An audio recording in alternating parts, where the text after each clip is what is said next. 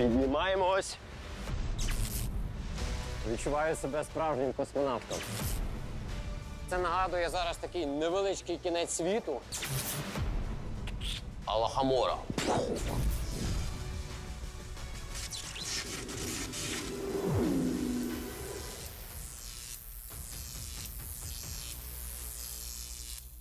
Цікава річ. Найпотужніші сили Всесвіті не мають кольору, запаху чи форми. Гравітація, кохання, час і електрика. Якщо перші три ми сприймаємо як частину нашого буття, то електрику ми приручили. Ну що, ви готові поринути у світ електрики? Ми починаємо наш науково-популярний фільм.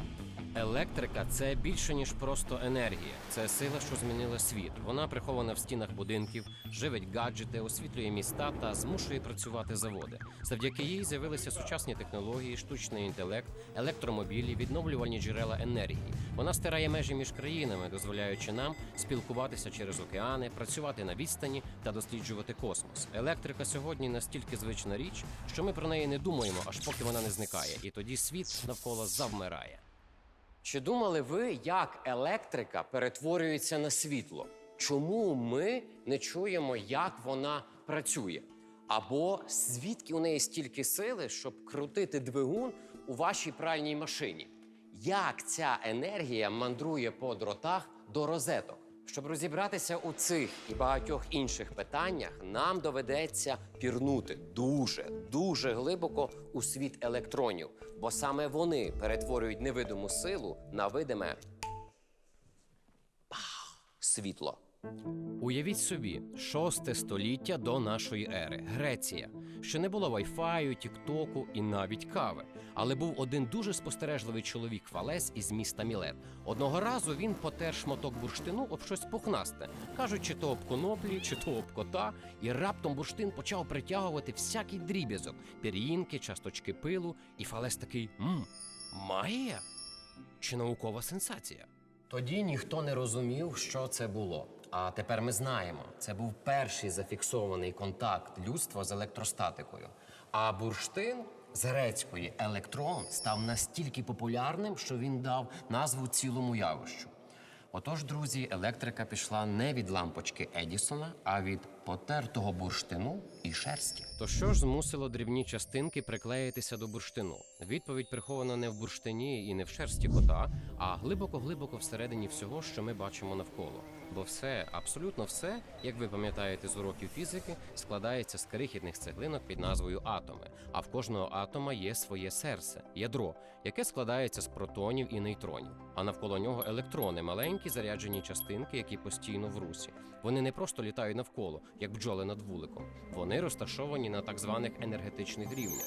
Вони можуть піднятися на вищий рівень, коли поглинають енергію, або опуститися нижче, якщо її віддають. Але на ядро не падають. Це заборонена зона за законами квантової фізики. Давайте проведемо експеримент. І сьогодні у нас їх буде декілька. Бачите ось цю малесеньку хмаринку із вати? Уявіть собі, що це електрон. Він не справжній, а тільки його модель, бо справжній електрон, він настільки малесенький, що ми його навіть не можемо побачити через мікроскоп. Але за формою він дуже схожий. Фізики кажуть, що електрон – це не кулька, а хмара ймовірності. Це означає, що ми не знаємо точно, де він перебуває, але можемо передбачити, де він найімовірніше буде. Уявіть собі туман, він ніби є, але не має чітких меж. Уявіть, що наш електрон заряджений і дуже енергійний. Електрони – це як мікроскопічні туристи. Вони постійно в русі і постійно шукають, куди податися. Зараз приведу приклад. Ось моя ебенітова паличка, і зараз я її натираю об вовну. І частина електронів переміщається на неї. По суті, в мене в руках зараз цілий натовп електронів. Ну що ж, подивимося, як вона подіє на ось ці блискітки. Дивіться, вони притягуються. Це надлишковий заряд на паличці створює електричне поле навколо неї, а блискітки – дуже легкі провідники. Під дією поля частинки з протилежним зарядом притягуються до палички. Бачите, як безконтактна сила електричного поля впливає на об'єкти на відстані. І ви можете сказати, що ми це вже бачили, тут немає нічого дивного. Але чи знаєте ви, що цей принцип лежить в основі роботи багатьох сучасних приладів? Та не в усіх матеріалах електрони готові до руху. У деяких вони так міцно прив'язані до ядра, що просто не можуть вирватися. Їм бракує енергії. Такі речовини називають діелектриками, наприклад, гума, скло чи порцеляна. Зате в металах, таких як мідь чи алюміній, суцільна свобода. Там електрони буквально плавають у спільному морі, рухаються туди-сюди, щоправда, без порядку, повний електронний безлад. Так от саме електрони роблять можливим усе те, що ми називаємо електрикою. Та щоб у всьому цьому розібратися, людству довелося пройти довгий-довгий шлях. Колись люди боялися блискавок, було справді страшно, гримить, мигає, палить усе навколо, а потім цікавість перемогла страх і понеслося. Спочатку вже згаданий нами Фалес із Мілета натирав бурштин і дивувався, чому до нього липне всяка дрібнота. Згодом у 1600 році Вільям Гілберт вигадав слово електрика і вже серйозно розмірковував, що то за дивна сила. У 18 столітті Бенджамін Франклін припустив, що громовиця – це не гнів Зевса, а електричний заряд, і запустив у небо повітряного змія – у грозу. На кінці нитки був металевий ключ, який у хмарі почав іскрити. Це стало доказом того, що блискавка не містична сила, а електрика. Згодом Алессандро Вольта зібрав першу електричну батарейку, що генерувала електричний струм. І створена вона була зі шматків металу та тканини, змоченої у сольовому розчині. А далі лавина, Ампер, Ом, Фарадей, Тесла, Едісон, наука, досліди, суперечки, іноді блискавки і трохи диму. Хтось відкрив закон, хтось вигадав електродвигун, хтось влаштовував війни струмів. І от із часом, крок за кроком, ми таки змусили електрику працювати на нас, освітлювати домівки, заряджати телефони, готувати гречку в мікрохвильовці, рятувати життя в лікарнях і запускати ракети в космос. Я впевнений, що серед вас знайдеться той, хто скаже так, стоп. Космос – це дуже добре, але все ж таки, як електрони запалюють лампочку? Прийшов час трішки поекспериментувати.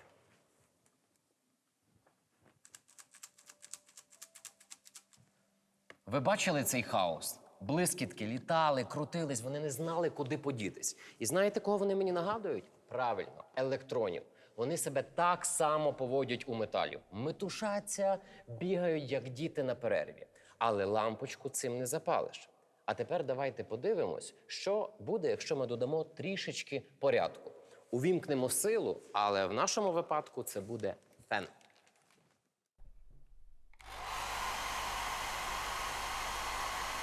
Був хаос і стало шоу.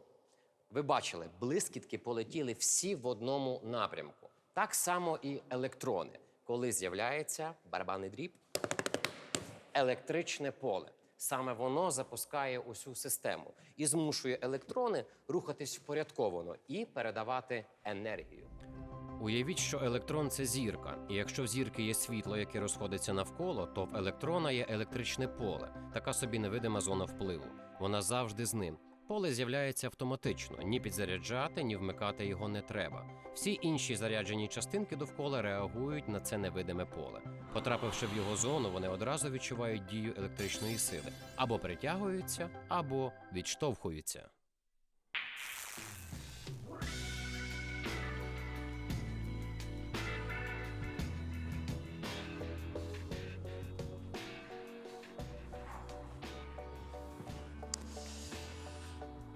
А ви знали, що протилежності плюс і мінус, вони притягуються один до одного? Угу. А ось тіла із однаковим знаком заряду, вони навпаки відштовхуються.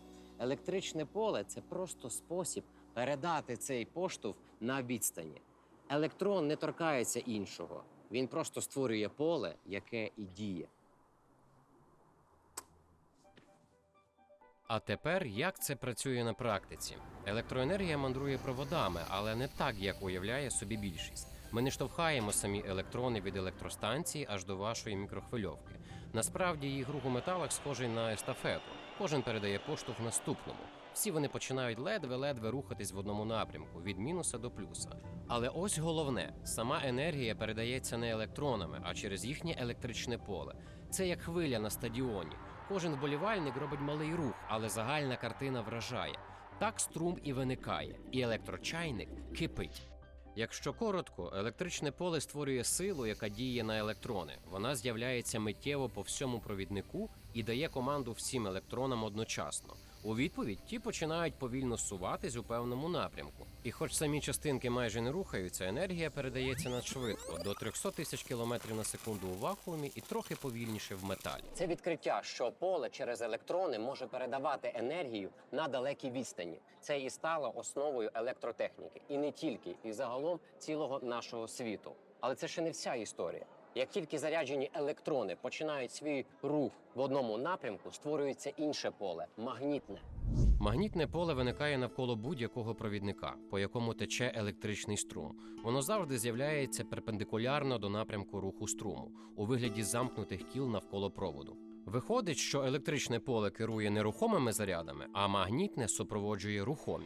А ось як його можна побачити. Берете звичайний компас і підносите до проводу, по якому йде електричний струм. Стрілка починає рухатися. Чому? Бо навколо провідника утворилося магнітне поле, яке взаємодіє з магнітною стрілкою компаса. Електрика і магнетизм – це як Wi-Fi і пароль, тік-ток і легенька деградація, або зарядка і телефон. Кожен існує окремо, але коли вони разом, у них справжній зв'язок. Ось це магніт, навколо якого існує невидиме магнітне поле. Якщо ми його піднесемо до дроту, бачите, електрони починають метушитись. Вуаля, струм пішов. Це явище зветься електромагнітною індукцією. Саме за цим принципом тепер працюють генератори на електростанціях. Крутиш турбіну, одержуєш струм. Ось вам фізика з вау-ефектом. Геніально і просто. Друзі, уявіть собі, що замість ручної крутилки у вас паровий двигун розміром з багатоповерхівку. Ласкаво просимо на теплоелектростанцію. Місце, де енергія від спалювання вугілля, газу або мазуту перетворюється на рух, а рух – на електрику. Ну що, гайда на екскурсію? А почнемо ми, так би мовити, з кухні теплової енергетики. Знайомтеся, вагоноперекидач. Ось цей самий момент, коли 60 тонн вугілля за кілька секунд опиняється в бункерах для подачі до котлів. Тут усе повністю автоматизовано. Один такий перекидач може розвантажити понад 200 вагонів на добу. У мене таке враження, що це нагадує зараз такий невеличкий кінець світу. І ось ця величезна яма – це як чистилище. І ми зараз з паном Андрієм попадемо в це чистилище, а далі подивимося, як воно буде. Але насправді це все потрапляє під землю і в конвеєра і подається на склад далі, так? Так.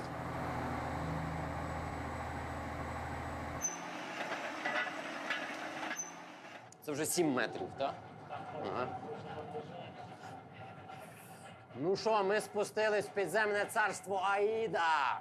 Зараз ми знаходимося якраз в тунелі, підземному тунелі, де це вугілля з вугільного складу підземними конвеєрами транспортується подальшому на виробництво. Ага. Далі все як на конвеєрі. З бункера у дробарку, з дробарки у топ. Тест працює майже як чайник, тільки велетенський, гучний і з турбінами. Але про все по порядку.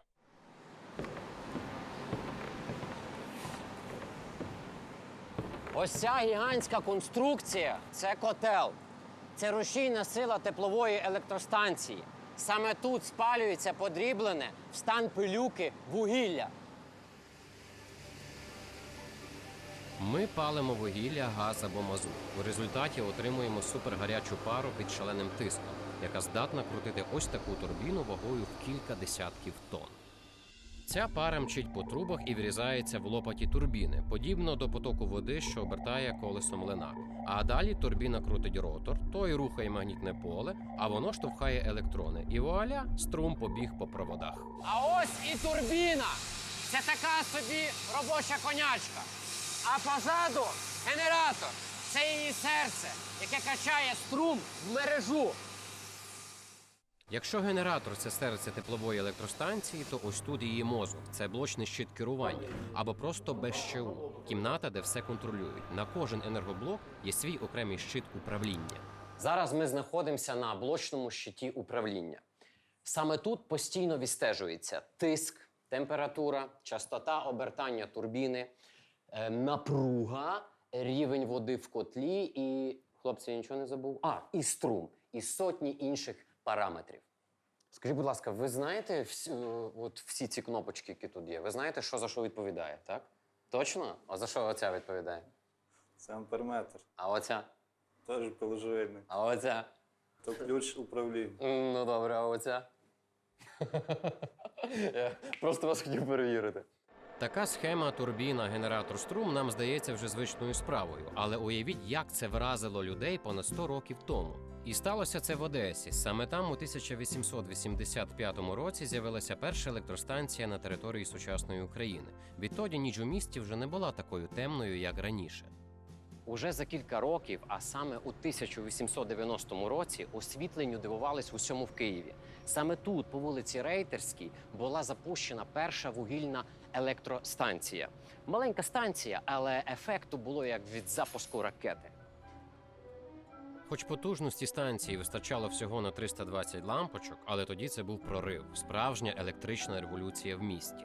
Хто б міг уявити, що з тієї невеликої будівлі почнеться шлях сучасної енергетики з гігантськими електростанціями. Хоча створювались вони тоді не для широких мас. На початку ХХ століття в першу чергу електрифікували не міста чи села, а великі промислові підприємства. В Україні це насамперед Донбас, центр вугільної промисловості, і Кривий Ріг, серце видобутку залізної руди. Раніше енергомережі були наче клаптикова ковдра. Ось ця будівля, яку ви зараз бачите, це станція для першого трамваю в Києві, а десь там для заводу. І вони між собою не були об'єднані. Кожен регіон жив у своєму мікроенергетичному світі, але згодом виникла ідея, як об'єднати ці світи в один. У 1935 році Радянський Союз ухвалює перший план електрифікації країни, зокрема й для України. Мета не просто дати струм заводам, а побудувати єдину енергосистему, яка об'єднає регіони. Створюються перші лінії електропередач між містами, з'являється централізоване диспетчерське управління. Ось так, крок за кроком, маленькі локальні мережі виросли у величезну енергетичну систему. Це як річки, які злилися в одне море. І сьогодні електрика мандрує країною на тисячі кілометрів. А все починалось з печей, руди та вугілля. І з прагнення дати промисловості силу, саме ту силу, яка сьогодні запалює світло у ваших домівках. Цікаво, то мандруємо далі, бо настав час змінити вугілля на воду. Ми вже з вами бачили, як пар крутить турбіну на тепловій електростанції.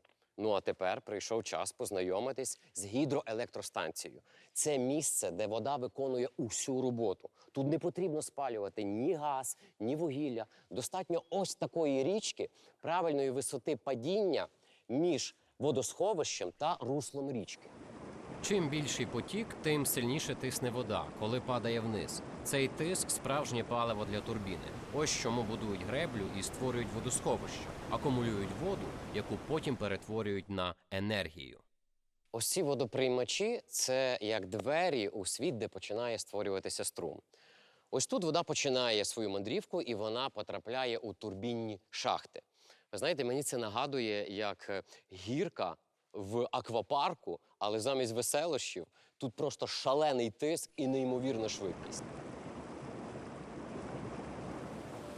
Турбіна крутиться, і разом із нею крутиться ротор генератора.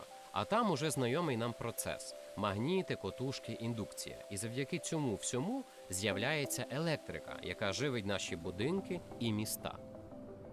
Зараз усе зрозуміло і просто, але щоб навчитися витискати кіловати з води, вчені доклали чимало зусиль. І зрозуміли, чим більша ріка, тим більше електроенергії вона може дати. Тож на початку ХХ століття інженери глянули на річку Дніпро і були вражені. О, так це ж невичерпне джерело електроенергії для країни. Так і почалося будівництво Дніпрогесу. Чому це було так важливо? Та тому, що електрики тоді в країні було як кіт наплакав. А йшла індустріалізація. Треба було живити заводи, фабрики, трамваї, шахти, нові міста. Тому електроенергія була вкрай необхідна. Ось так і збудували одну з найбільших на той час ГЕС у Європі. А знаєте, що найцікавіше? Дніпрогес, він не просто давав струм, він буквально перетворив річку Дніпро з непокірної, з порогами на водну автостраду. Тут з'явилися нові мости, з'явилось судноплавство. Щоправда, частину територій довелося затопити – понад 50 населених пунктів, а також історичну частину територій Запорізької Січі. За офіційними даними того часу було переселено понад 30 тисяч осіб, але сучасні дослідники вважають, що їх було значно більше. Хто не погоджувався покидати дім добровільно, того виселяли примусово, без повноцінного забезпечення житлом і компенсаціями. Це був величезний соціальний і культурний злам. Під водою опинилися хати, церкви, кладовища, сади. Для багатьох це означало втрату не лише дому, а й цілого прошарку власної історії. Гідроелектростанції – це третій за важливістю гравець в українській енергетиці після атомних і теплових станцій. У нас працює 10 великих ГЕС, здебільшого вони стоять на Дніпрі та Дністрі.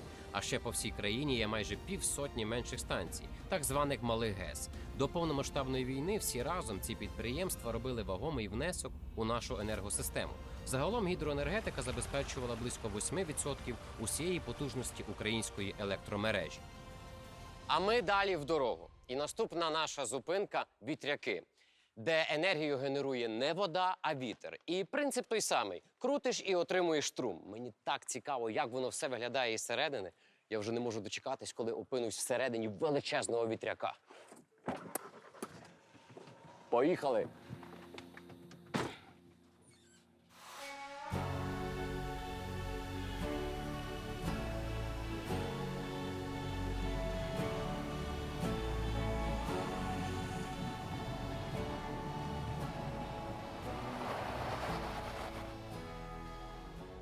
А ось і він. Погляньте на цього красення. Він просто величезний. Він навіть не величезний, він просто гігантський. Ви уявляєте собі, довжина однієї лопаті становить приблизно 79 метрів. Це як довжина крила величезного воїна. Ну що, ви готові зазирнути всередину? Я сподіваюся, там є ліфт. Піднімаємось.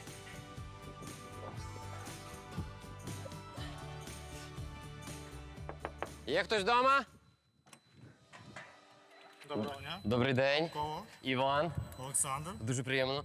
Олександр, так що, можемо підніматись на ліфті? Ну, спочатку давайте касочку об'їдемо. А, касочку. Ну, так, точно. Техніка безпеки. Воно усе. Так, ну що, на ліфт? На ліфт? Сьогодні у нас ліфт не працює, вибачте. Закінчилась предплата. Тому тільки на драбині. В сенсі? По драбині? По драбині. 125 метрів. Висота. Висота. Дякую, шановні продюсери, дякую сценаристам, дякую нашим шановним режисерам. Ви теж можете подякувати, бо ви теж будете лізти. Дякуємо. Будемо лізти по драбині, так? Так, звісно. Та ладно, я шуткую. Відчуваю себе справжнім космонавтом. Це повільнена зйомка.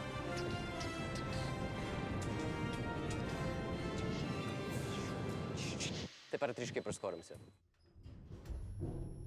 Так, ми вже в ліфті. Ось, і ми почали підніматися. Виходимо з ліфту. Опа!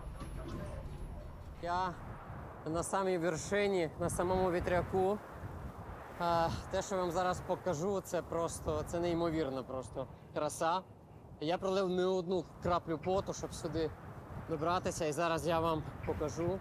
Ось позаду мене сам вітряк. Ось сам краєвид. Це просто щось неймовірне. Тут дує вітер з усіх сторін. Хоча я пристебнутий, але таке враження, що тебе може знести вітер в будь-яку секунду. І це просто аж подих, аж дух затримується в грудях. Подивіться на цю красу.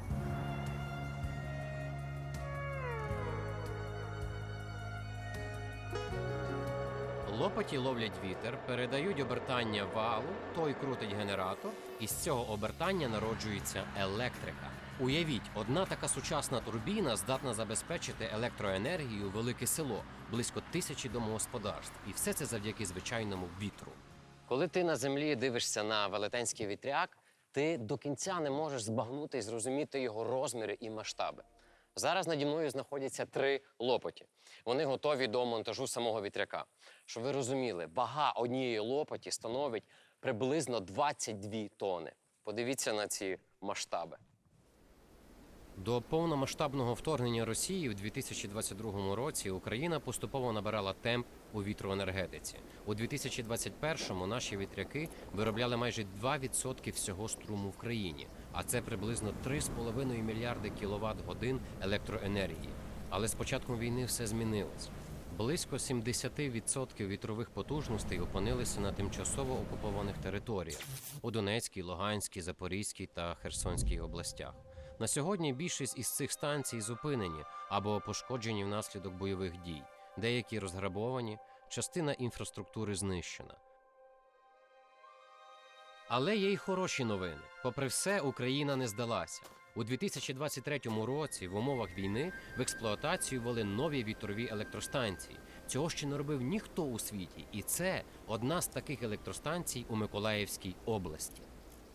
Хоча в всьому цьому енергетичному раю теж є свій невеличкий нюанс. Тому що вітер, як виявляється, він досить нестабільний працівник. То він дме, то він собі відпочиває, і ти його ніяк не заставиш працювати. Тому ми об'єднуємо вітрові станції з іншими, більш стабільними, щоб завжди була енергія. То що, їдьмо далі, бо буде ще яскравіше. Вітер сильний, але, як уже казали, не постійний. Тому інженери завжди шукали щось більш надійне, універсальне. І знайшли просто над головою – сонце.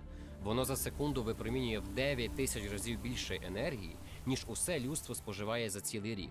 Щодня сонячне світло безплатно падає на дахи наших будинків, на поля, на пустелі. Але як перетворити фотони на електрони? Ось тут у нас знаходиться невеличкий сонячний модуль, настільна лампа і невеличка лампочка на 3,5 вольта. Разом вони утворюють просту систему перетворення сонячної енергії. По суті, це мініатюрна електростанція. Як ви бачите, зараз лампочка не світиться, і зараз ми зімітуємо сонячне світло. Включаємо і підставляємо нашу сонячну ось. Бачите, і лампочка починає світитись. Питання полягає в тому, як саме сонячне світло змушує ось цю малесеньку лампочку світитись. Давайте розгадаємо цю наукову загадку, яка стоїть за кожним сонячним променем.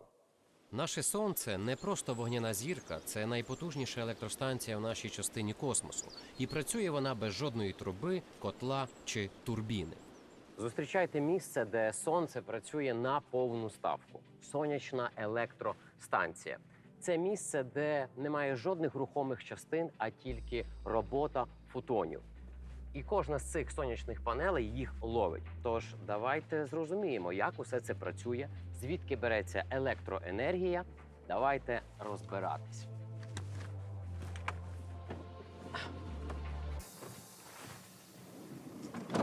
Уявіть собі, що фотон, тобто мікрочастинка світла, це такий собі кур'єр від сонця.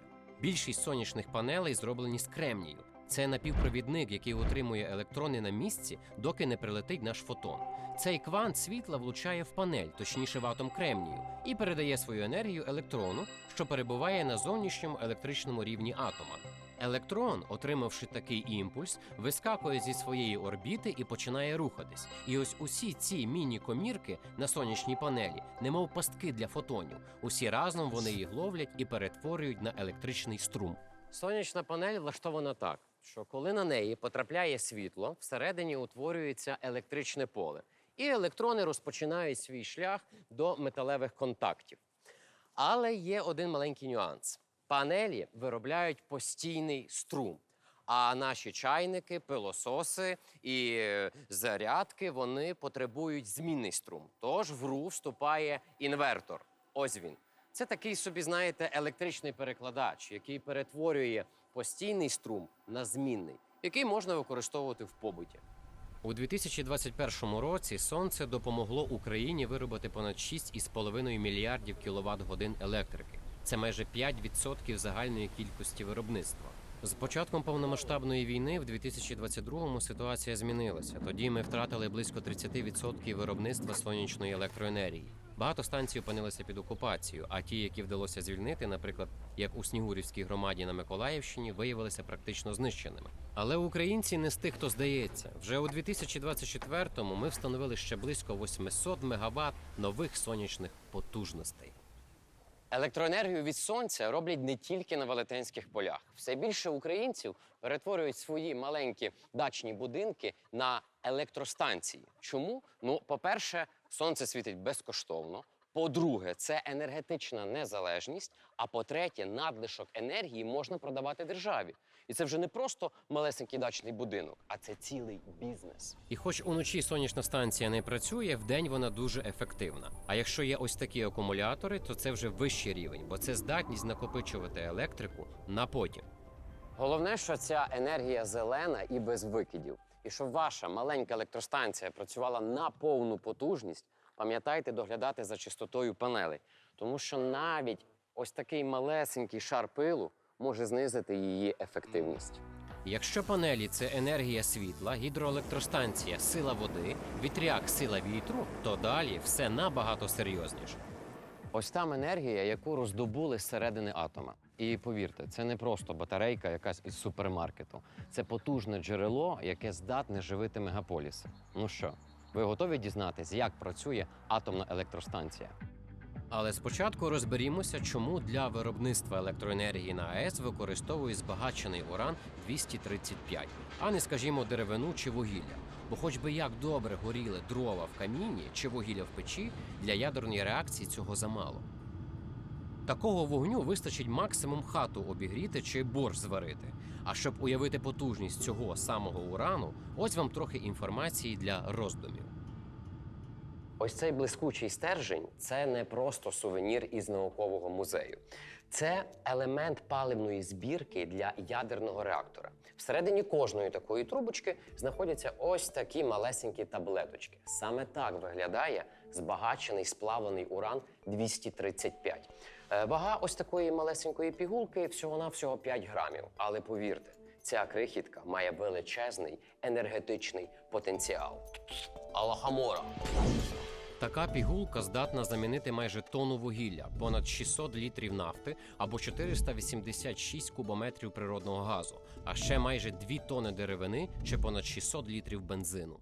Уявіть собі, цілі поїзди, танкери, газопроводи викопного палива і все тільки для того, щоб замінити кілограм ядерних таблеток. А тепер про масштаби. Всередині в активній зоні реактора працює від 80 до 100 тонн ядерного палива. Це в реакторі потужністю 1000 МВт. А що таке 1000 МВт? Цього достатньо, щоб живити світлом і теплом місто на 700 тисяч чи навіть мільйон жителів. Тобто один такий реактор і в тебе забезпечені електроенергією Полтава, Луцьк і Тернопіль разом узяті. Окей, з цим розібралися. Уран-235 ми використовуємо в реакторах, бо він має суперпотужність. Але що саме його робить таким ефективним серед інших елементів? А те, що він здатен розщеплювати свої ядра і при цьому запускати ланцюгову реакцію ділення цих ядер. Ну а ми навчилися контролювати цей процес. Уявіть собі, що це атом. Зовні він спокійний, а всередині напруження. Так, висипаємо наші малесенькі атоми. Тан-тан-тан. Так, а ось ця посудина – це наш реактор. Так, ну що, ви готові? Зараз будемо запускати процес. Так, о! Бачите? Один атом розщепився, вивільнив енергію і передав далі. Дивіться, як інші теж починають стрибати. Це і є ланцюгова реакція. Це означає, що нейтрони починають атакувати ядра. І саме вони є важливим інгредієнтом, які запускають усю кухню атомної енергетики. І все це супроводжується теплом. Тільки замість кукурудзи – уран, а замість кухаря – реактор. Ну і в реальному реакторі відбуваються мільярди ядерних реакцій щосекунди. І саме ці процеси перетворюють мікроскопічні атоми на мегавати. Тож, коли уранові ядра діляться і виділяють енергію, її треба кудись подіти, інакше реактор перегріється. Тому через його активну зону насосами безперервно ганяють воду. Тепло від розщеплення гріє воду до понад 300 градусів Цельсія. Це перший контур. Далі все просто. Нагріта вода передає своє тепло і допомагає створити пару. Ця пара, другий контур, мчить на турбіну і починає її крутити. Турбіна, в свою чергу, розганяє генератор. Разом вони називаються турбогенератором, і саме він виробляє електричний струм, який потрапляє до наших домівок. Тобто на АЕС відбуваються 3 перетворення форми енергії. Ядерна енергія переходить у теплову, теплова у механічну, механічна в електричну. Коли пара віддала свою енергію турбіні, вона вже не така активна, тому її треба охолодити. Це роблять у спеціальних конденсаторах, де її знову перетворюють на воду за допомогою холодної води зі ставка охолоджувача або величезної градирні. І весь цей кругообіг води і пари невпинно працює, щоб дарувати нам електрику без зайвого шуму і кіптяви, адже атомна енергія – одна з найбільш екологічно чистих у світі. Як бачите, енергія є всюди, навіть у кукурудзі. І цю енергію краще вивільняти під наглядом професіоналів. Бо безпека в ядерній енергетиці – це понад усе. А ми, українці, знаємо про це, як ніхто інший у світі. Аварія на Чорнобильській атомній електростанції у 1986 році – одна з найстрашніших техногенних катастроф в історії людства. Це урок болісний, але завдяки йому ядерна енергетика змінилася. Системи безпеки стали жорсткішими, протоколи докладнішими, а людське життя стало головною цінністю. Ядерна енергія – це потужний ресурс, який потребує відповідального ставлення. Бо ми вже знаємо, якою дорогою може бути ціна помилки.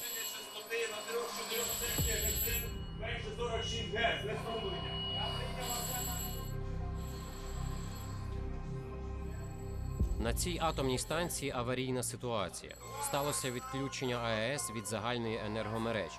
А відтак виник ризик перегріву ядерного реактора, адже насоси в ньому все одно мають перекачувати воду для охолодження палива. На щастя, нині це все лише тренування. На копії блочного щита управління реактором персонал відпрацьовує до автоматизму алгоритм дій у разі справжньої аварії. Такої, яка виникла 23 листопада 2022 року. Тоді, після чергового обстрілу нашої енергосистеми росіянами, Україну поглинула темрява. І це було не просте зникнення світла, а таке, що зупинило всі підконтрольні Україні енергоблоки наших атомних станцій. Загалом 9, ще раз, 9 блоків на Рівненській, Хмельницькій та Південно-Українській АЕС. Досі такого не ставалося ніде у світі. Автоматична зупинка енергоблоків спрацювала на 3 українських атомних станціях – Рівненській, Південноукраїнській та Хмельницькій. Атомні станції виробляють понад 50% електроенергії, яку споживає Україна.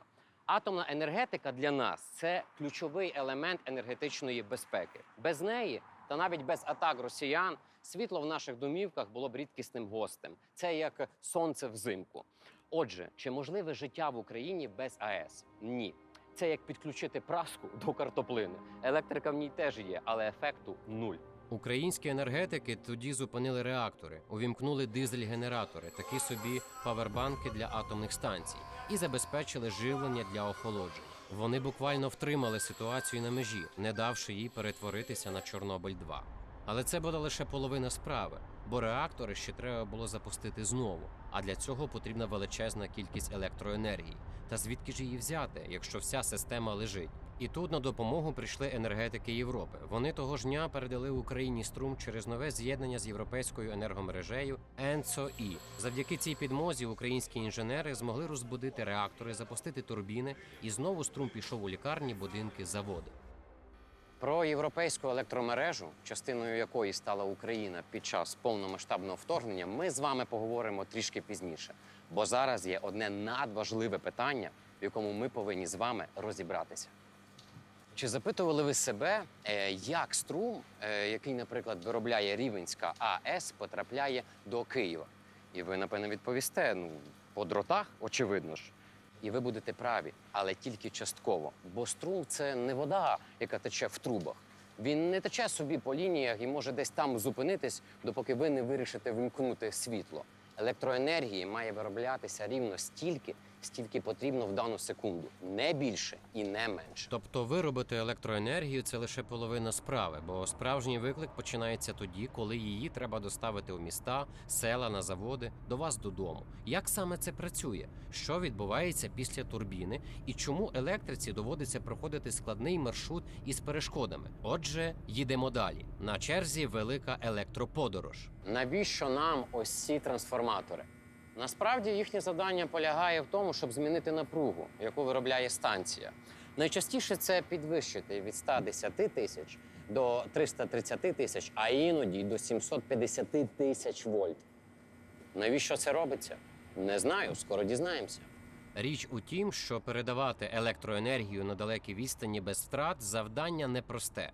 Шляхом численних експериментів учені минулого встановили, чим вища напруга, тим менші втрати електроенергії під час її передачі. Саме тому перед відправкою в електромережу струм проходить так звану прокачку, бо коли ми хочемо передати електроенергію на великій відстані, виникає проблема. Опір у проводах. Тепло розсіюється, енергія втрачається. І чим більше струму, тим більше втрат. Ось такий клопіт. Мабуть, складно уявити те, чого не бачиш. Уявіть собі, що електроенергія – це товар, який потрібно доставити з електростанції до вашого дому. І вся ця доставка відбувається через вантажівки.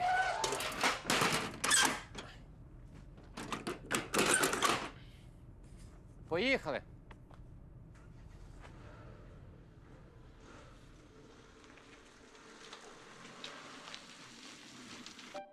Отже, потужність – це загальна кількість товару, яку треба передати. Тобто, скільки енергії ви отримаєте в результаті. Чим більше потужності, тим більше можна увімкнути лампочок, чайників і прасок одночасно. Струм – це кількість фур на дорозі. Чим більше струму, тим більше машин їде одночасно. А напругу можна порівняти з кількістю коробок в кожній фурі. Чим більша місткість машин, тим менше транспорту потрібно.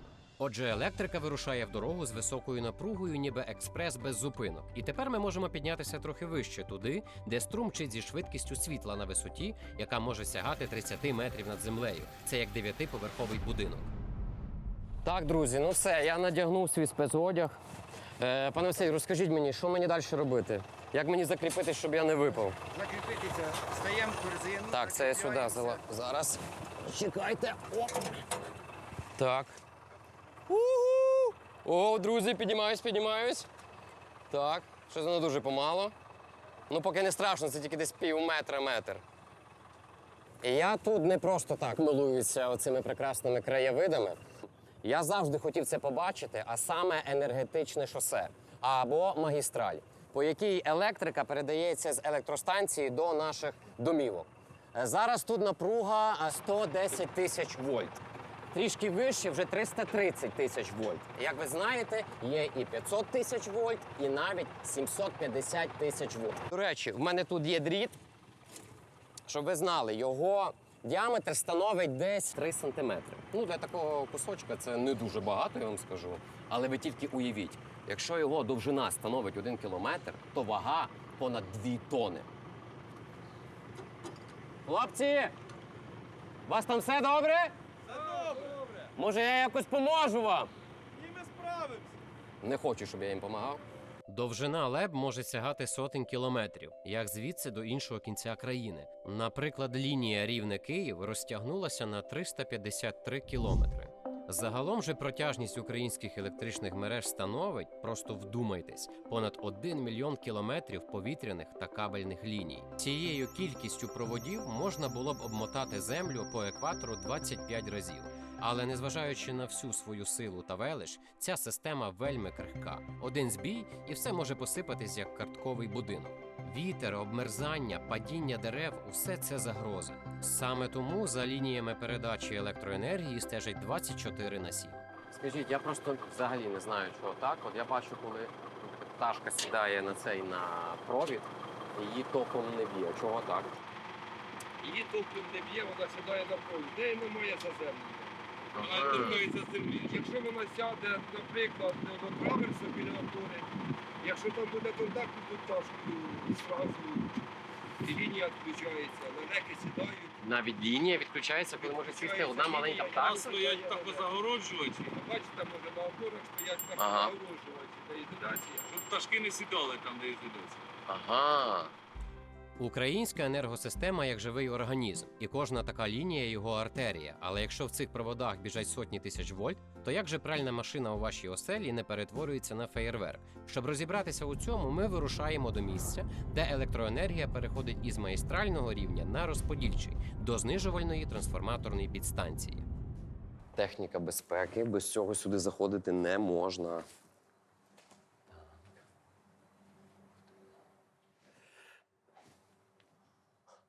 Друзі, струм уже пройшов свій марафон. З електростанції його подали на високовольтні лінії.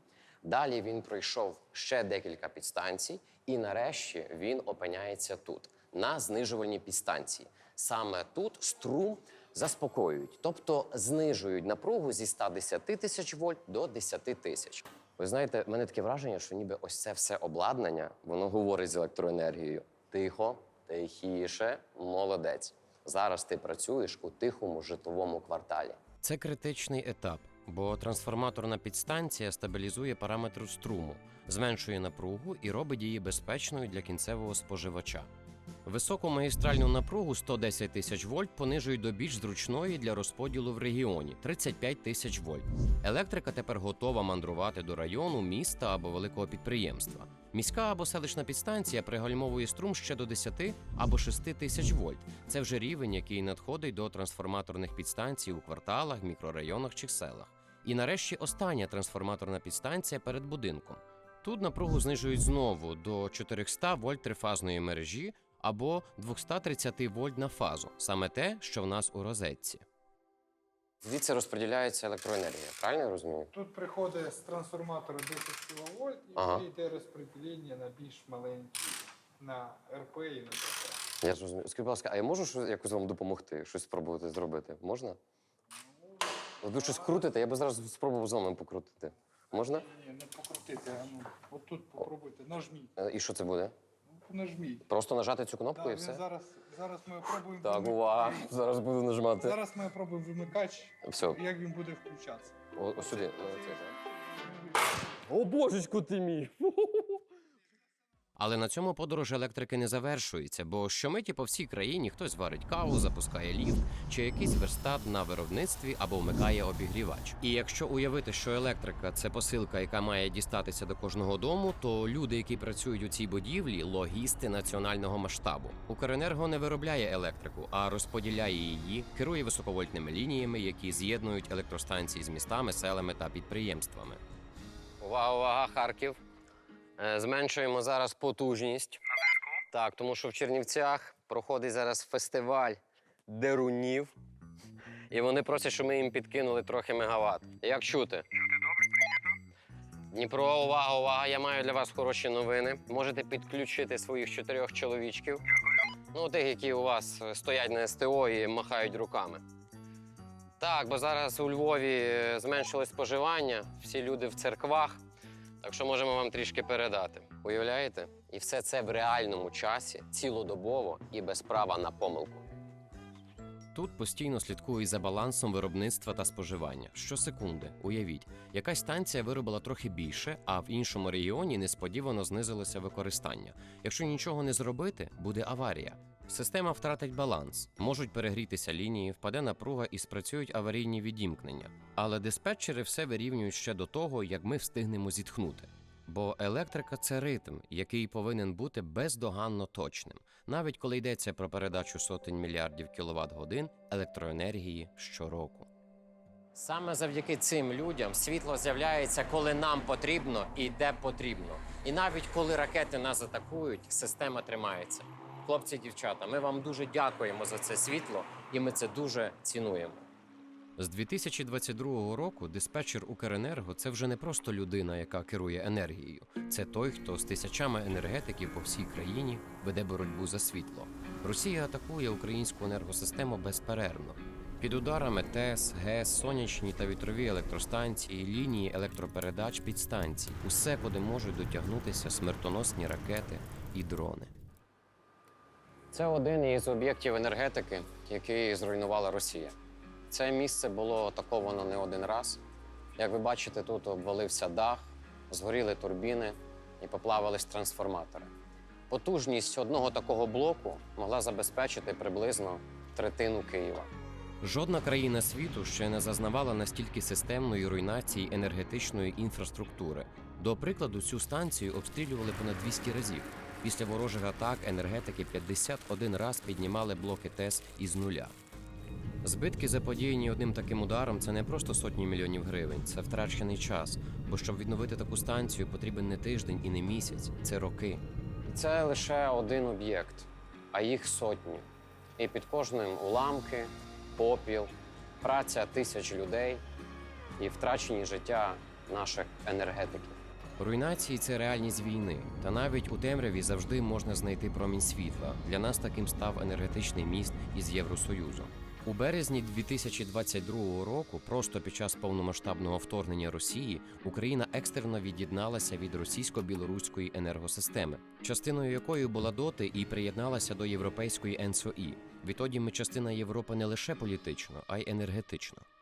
Що ж саме нам дає ця велика європейська розетка? По-перше, це підстраховка у кризові моменти. А у нас їх через скаженого сусіда вистачає. Якщо росіяни б'ють по підстанції або електростанції, ми можемо брати електрику з Європи.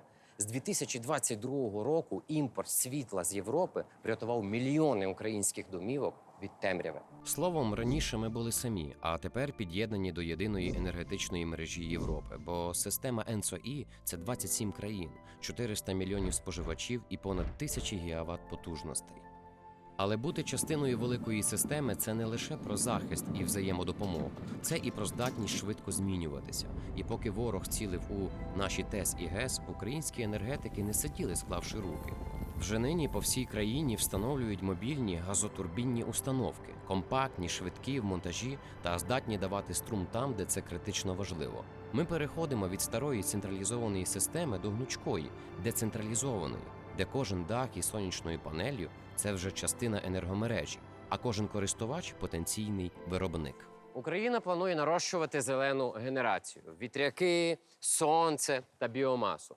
А ще планує будувати величезні акумулятори. Це собі такі електричні сховища, наче величезна батарейка, яка буде утримувати енергію на чорний день. Не дай Бог. Ми плануємо створювати водневі установки на базі наявних ТЕС чи АЕС. Водень – це майбутнє світової енергетики. А Україна вже входить до групи європейських країн, які розвивають водневі технології.